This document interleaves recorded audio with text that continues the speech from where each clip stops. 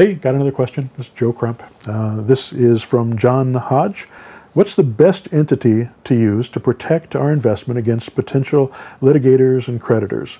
Should it be land trust, LLCs, C corporation?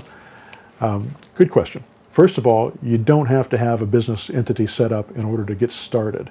And I find that a lot of people use this as an excuse not to get started.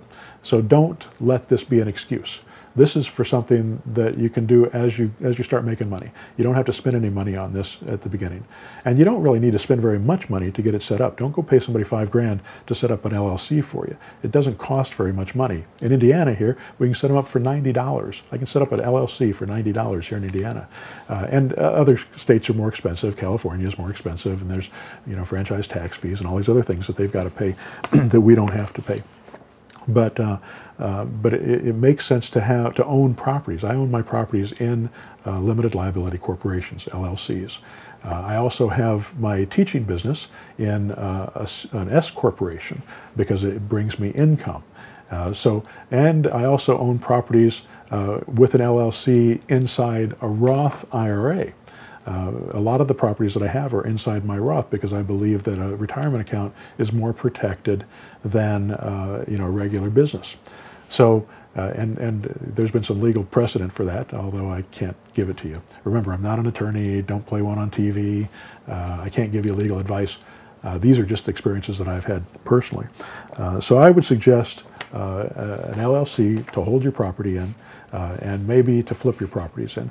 But if you don't have a real estate license, you need to be a principal in the transaction. So you don't want to be a principal as an LLC and then sell it as an LLC, because then you personally won't be the licensed person that's able to do this. Make sure that you cover yourself on how you become a principal in the transaction. So do it in your own name, and then hold the properties that you keep for your portfolio in an LLC. And if you do a business that's bringing you regular income, then maybe an S corporation makes sense once you get above the $75,000 a year threshold.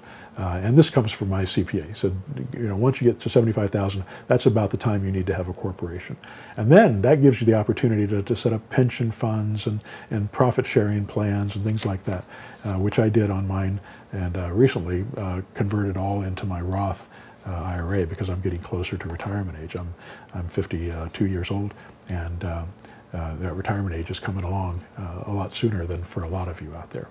So anyway, hope that helps. LLCs, corporations, they really can help you, help protect you. If you own a lot of properties, split them up into multiple LLCs.